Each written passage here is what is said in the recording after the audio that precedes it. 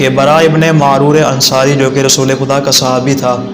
اور جب رسول خدا مکہ میں موجود تھے تو وہ اسلام لے کر آیا تھا، تو ان دنوں میں چونکہ وہ مدینہ کا رہنے والا تھا اور حضرت رسول خدا ان دنوں میں مکہ میں تشریف فرما تھے، اور اس دوران مسلمانوں کا جو قبلہ تھا وہ بیت الحرام نہیں تھا، بلکہ مسلمانوں کا قبلہ بیت المقدس ہوا کرتا تھا کہ جس کی جانب مسلمان منہ کر کے نماز پڑھا کرتے تھے۔ جب برا ابن معرور انصاری کا انتقال ہوا تو اس نے یہ وصیت کی کہ جب اس کو قبر میں لٹایا جائے تو اس کے منہ کا رخ مکہ کی جانب کر دیا جائے، اس لیے کہ مکہ میں حضرت رسول خدا صلی اللہ علیہ وسلم تشریف فرما ہے۔